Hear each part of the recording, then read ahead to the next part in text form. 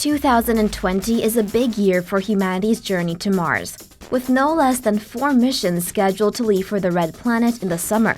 If you're wondering why they're all scrambling to get up there this year, there's a reason for that. Once every 26 months, Mars gets close to Earth and creates conditions optimal for travel to the Martian surface, that is, using the least amount of energy and the shortest transit time. Due to their different orbital periods, the usual 365 days it takes the Earth to orbit the Sun is double that for Mars at 687. When the launch window opens from July to August, Mars will be in opposition, with Earth positioned in between it and the Sun. And that's when the missions from the US, China, the UAE, Europe, and Russia will be launching.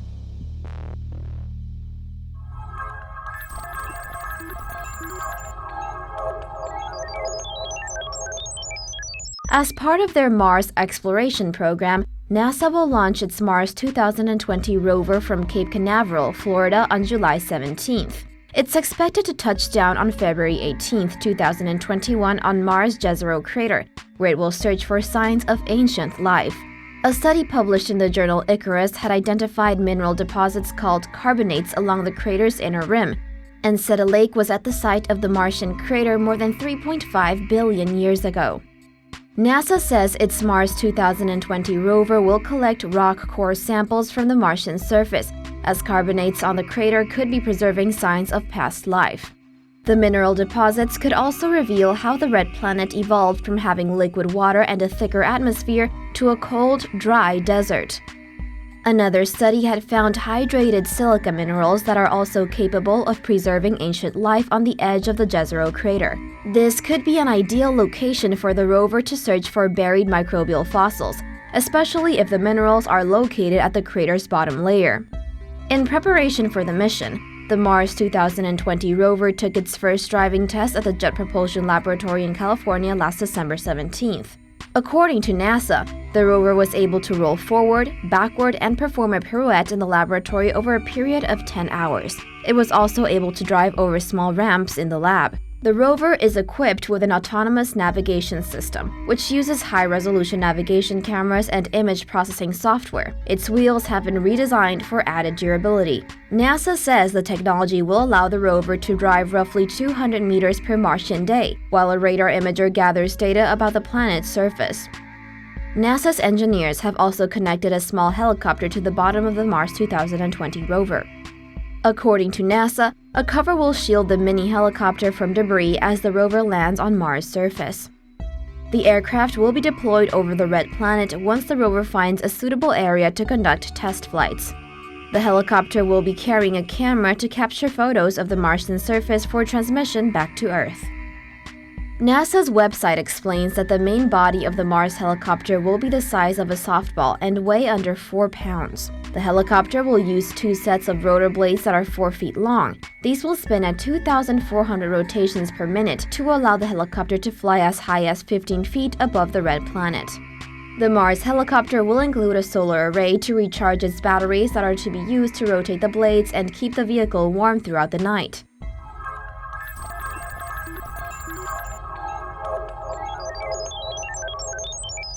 Like NASA, China is also aiming to launch its Mars rover in July, though a specific date has yet to be announced.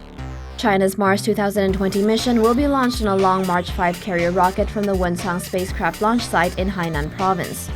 A lander, along with an orbiter and a rover, will be deployed to the red planet. The mission is being called the Mars Global Remote Sensing Orbiter and Small Rover, or HX-1. The lander is designed to operate for 3 Martian months.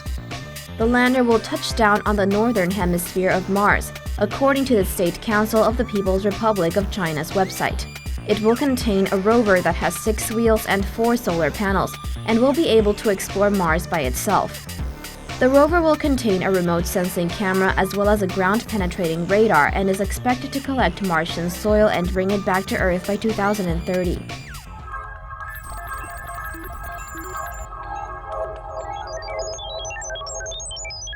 The third country gunning to go to the red planet this year is the United Arab Emirates. Their Hope Mars mission, also known as Emirates Mars mission, is scheduled for a July 2020 launch. If it's successful, it will be the first mission to Mars by any Arab nation. According to Khaleej Times, the Hope will be a hexagonal structure with a mass of about 1,500 kilograms, 2.37 meters in width, and 2.9 meters in height. To charge its batteries, the spacecraft will use three 600-watt solar panels, which will unfold once the probe is in orbit. Communication with Earth will be done via a high-gain antenna. Hope will be launched from Japan using Mitsubishi's HIIA launcher. It will take approximately 200 days to travel to Mars at speeds of up to 40,000 kilometers per hour. The spacecraft will carry a digital camera, an infrared spectrometer, and an ultraviolet spectrometer that will gather climate and atmospheric data on Mars and send the images back to Earth. If everything goes according to plan, the probe will arrive on Mars in 2021 and is expected to study its atmosphere for about 2 years.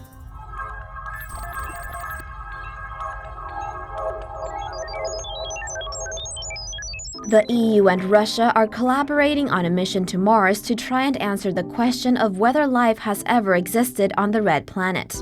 According to the European Space Agency, the ExoMars program is comprised of 2 missions. The first, the Trace Gas Orbiter, launched in 2016 to orbit Mars and examine its atmosphere. The Shapurli lander had been deployed with the Trace Gas Orbiter to the surface, but crashed during a touchdown attempt. The second mission, slated for July 2020, will launch Roscosmos' Kazachok surface platform and the ESA's Rosalind Franklin rover to Mars via a Proton rocket. After a 9-month journey, a descent module will separate from the carrier and perform a controlled landing on the surface of the red planet, at a site called the Oxia Planum. Space reports that the Oxia Planum is a plain in the planet's northern hemisphere that is rich in clay deposits, indicating ancient water activity.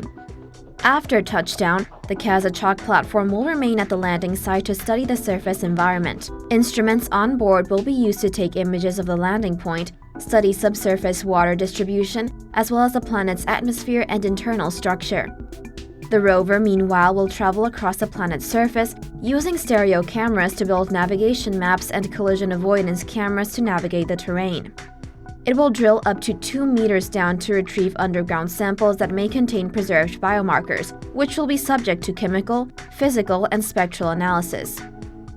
New Atlas reports that the mission has had trouble in the past with parachutes, which tore in high-altitude tests. The team has since worked with NASA to iron out the issues, and have announced that the previous problems have been eliminated. But to be sure, further tests will be conducted ahead of the official launch later in the year.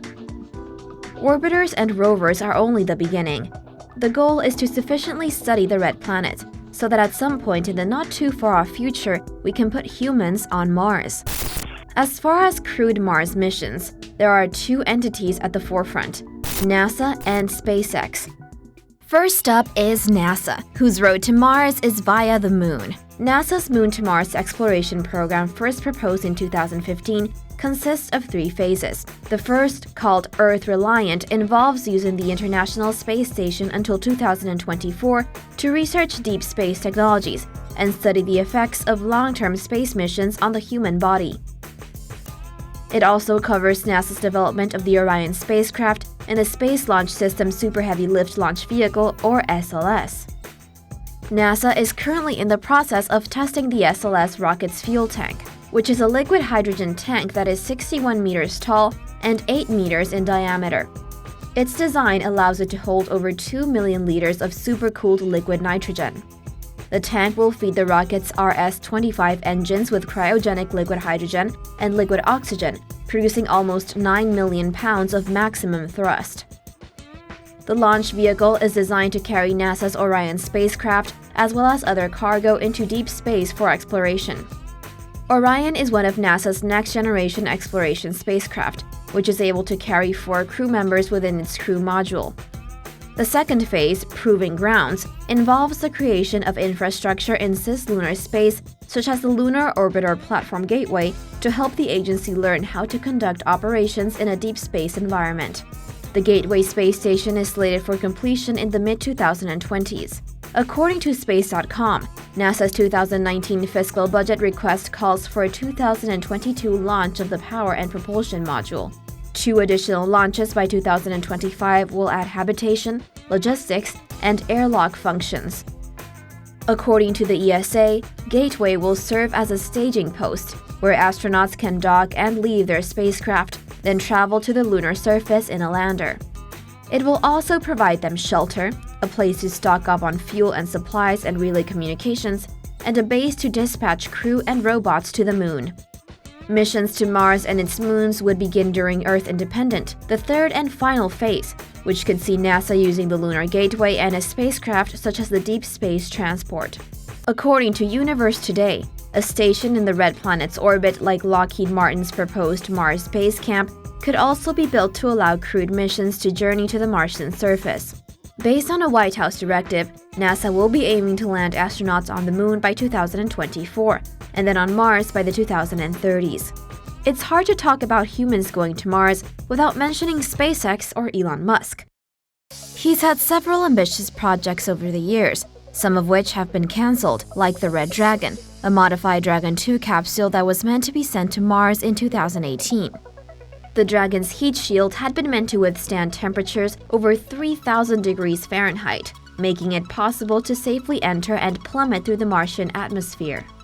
The capsule would have also been equipped with 8 Super Draco engines, which would have allowed it to execute a propulsive landing on the red planet's surface.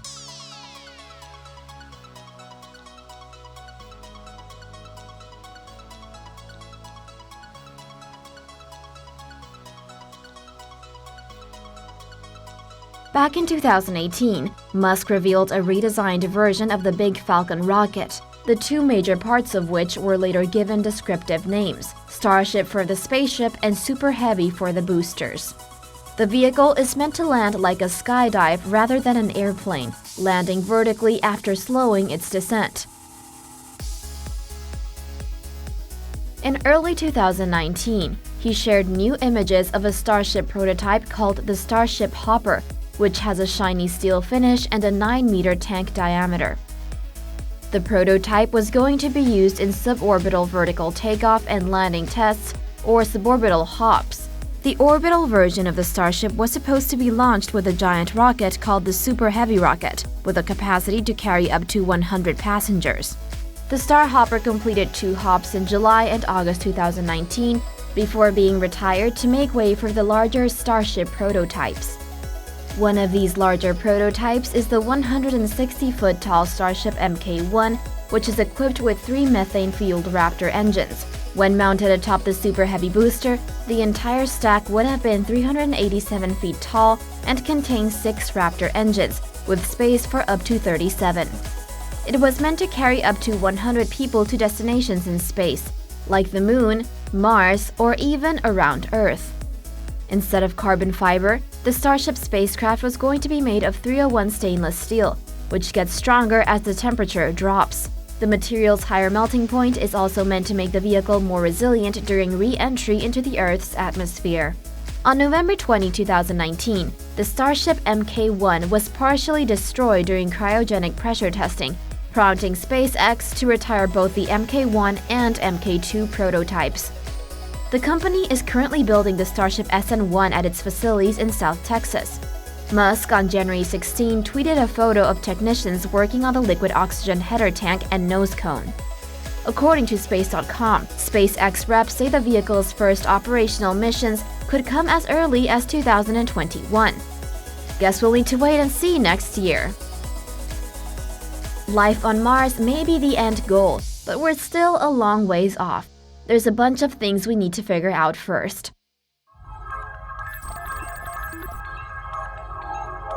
The UAE is planning to build a $136 million city here on Earth called Mars Science City, which consists of interconnected dome structures that will span 1.9 million square feet. According to Popular Science, the city will be used by engineers to prototype future Mars building materials and construction techniques. It will also house labs that can simulate various parts of Mars' environment. Researchers will practice several methods of farming on light resources, as Mars lacks water and nutritious soil. Waste and water recycling methods will also be tested. With Mars radiation being stronger than on Earth, the domes will be used to test material that can block solar radiation. The domed city will also be able to filter in more or less sunlight, possibly to better mirror Mars time. the UAE plans to have a team of people live in the city for a year to develop strategies for surviving long-term on the red planet. Besides laboratories, the proposed city will also contain a museum dedicated to space achievements.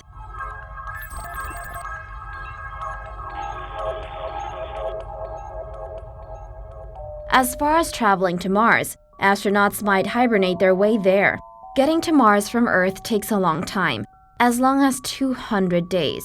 A group of scientists funded by NASA think astronauts could pass most of that time by hibernating in a sleep chamber, much like what you see here. Each chamber is outfitted with tubes that lower the body's temperature as well as provide nutrition.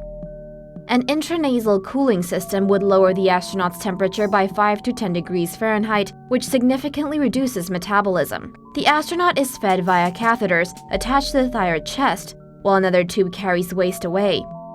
This result is what's called a torpor-induced state, causing therapeutic hypothermia. One concern is muscle atrophy due to lack of use. Scientists think they can address this through neuromuscular electrical stimulation. As the astronauts approach Mars, the wake-up cycle begins. Warming pads slowly raise the body's temperature. It takes roughly 1 hour for every 1 degree rise in body temperature. Fully awake after their long nap, the astronauts are ready to begin their Mars mission.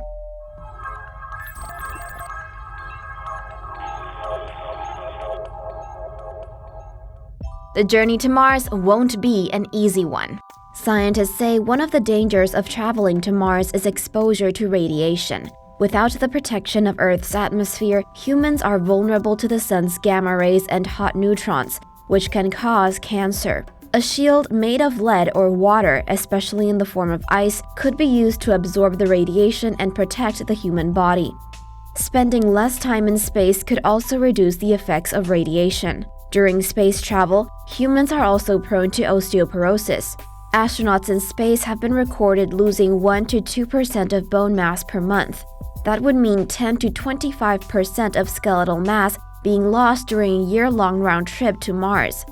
While exercise aboard spacecrafts may help humans retain muscle and bone mass, astronauts have still been recorded losing a significant amount during travel. Other effects of space travel on the human body include changes in the circulatory system and the immune system. Meanwhile, even after humans do make it to Mars, they will still need to battle significantly lower temperatures and a thin and low-pressure atmosphere.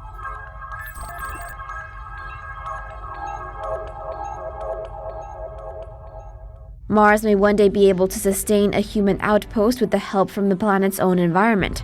96% of the Martian atmosphere is made up of carbon dioxide.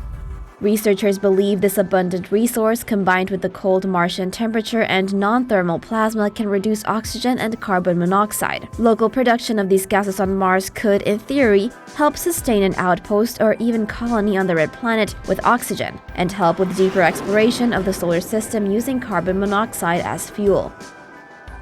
That being said, it's all speculation for the moment. And we probably won't be joining Matt Damon that soon.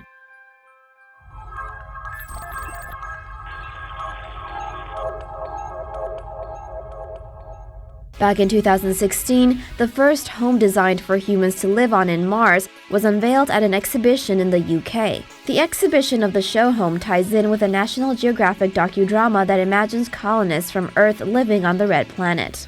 The house would be constructed with Martian soil. The soil would be microwaved until it forms a brick. The bricks would be used to build the walls of an igloo-shaped dome, which should be around 10 feet thick. Recycled spacecraft parts, including a double air-locked entrance, would be used as the front door. Experts believe the dome would be able to withstand the Martian environment, including extremely low temperatures, micrometeorite impacts, thin atmosphere, and cosmic radiation. An underground area would contain facilities such as a dining hall and a laboratory. The colony would expand module by module until it forms a city termed Olympus Town. The exhibition at the Royal Observatory Greenwich in London coincided with the launch of the 6-part docudrama Mars, which tells the story of an attempt to colonize Mars in the year 2033.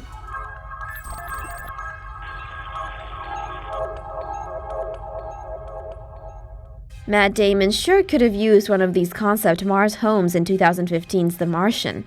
The concept from the Chinese space agency Tongji University and Stefano Boeri Architects would see a spaceship ferry a colony of massive pods containing 4 cities from Earth toward Mars. Once the pods have touched down on the red planet, Inhabitat reports they would use ecosystemic seeds to take root. This colony of 4 city giant pods, dubbed New Shanghai, would also reportedly contain an infrastructure and Earth-like atmosphere. Sounds like a nice place to live, though it may just be too good to be true.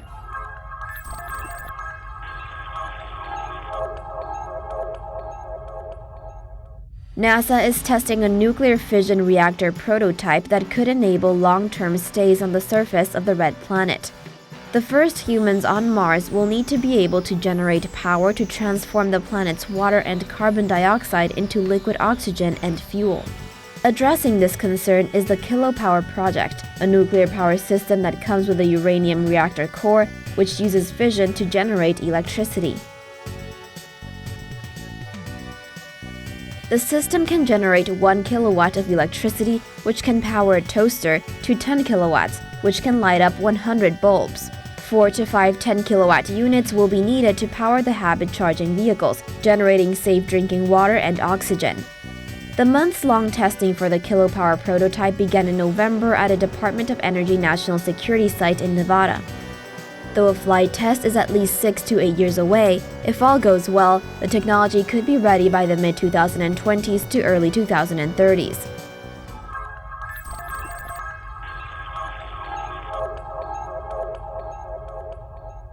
NASA hopes its astronauts will be able to keep up their veggie intake on future missions to the Moon or Mars, thanks to a greenhouse project it is working on with the University of Arizona. The prototype lunar greenhouse is cylindrical, measuring 18 feet in length and more than 8 feet in diameter. The garden uses a hydroponic system in which water enriched with nutrient salts flows continuously through the roots of the plants.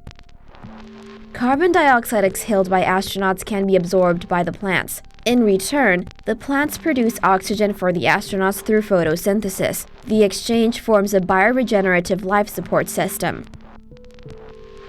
NASA's veggie plant growth system was the first fresh food growth experiment in the International Space Station. The space agency hopes to provide a more sustainable approach to long-term exploration on the Moon, Mars, and beyond.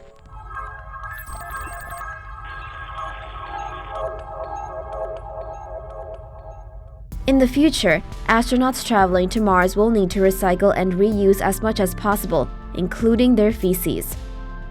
Researchers are developing a system that uses microbes and human waste to make food for astronauts on long-haul missions. The system introduces microbes into the waste, which then break it down through anaerobic digestion. The methane released during the process is then used to grow the microbe Methylcoccus capsulatus, which is used in animal feed and is a good source of protein and fat. According to one of the scientists, it's a bit like Marmite or Vegemite and grows a lot faster than potatoes and tomatoes. Then again, it's your own poo, and Vegemite isn't exactly the epitome of deliciousness, but not like there'd be a lot of choices up in Mars.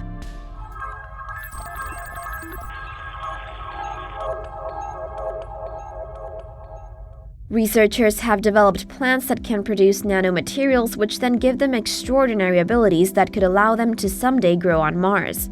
The study, authored by a team from the University of Melbourne, was presented at an American Chemical Society meeting in April 2019. According to the ACS, metal organic frameworks or MOFs consist of metal ions linked to organic molecules which form highly porous crystals that can store and release chemicals. The applications for MOFs range from energy storage to drug delivery. While plants readily absorb water and molecules dissolved in it, MOFs are too big to go into the vascular system. Researchers added metal salts and organic linkers to water and placed the plants in the solution. Once the MOF precursor molecules are absorbed, they are converted into finished nanomaterials inside the plant's tissue. In experiments, MOF precursor molecules in lotus plant clippings grew into fluorescent crystals that were able to detect concentrations of acetone in the water, fading slightly when it did so. Plant cuttings were also coated with luminescent MOFs and then exposed to UV light for 3 hours.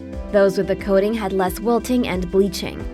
According to the researchers, the MOFs are also able to convert harmful UV into light that's useful for photosynthesis. This is useful for growing crops in space, especially on Mars, where ultraviolet radiation is abundant due to the lack of atmosphere. According to the ACS, the team has not noticed any toxicity in the nanomaterials and is now working with plant biologists to study how MOFs affect plant growth.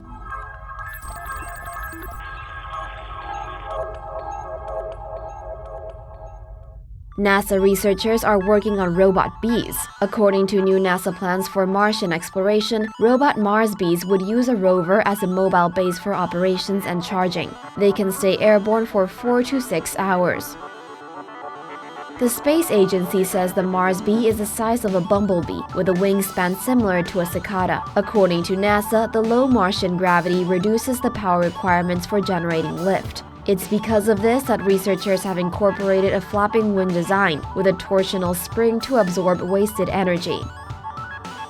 The Mars bees will also be equipped with sensors and wireless devices. They'll use these to further map and sample the red planet, as well as search for methane gas, a key indicator of life. For more news animations and explainers, hit the subscribe and bell button to join the Tomo News family. Thanks for watching.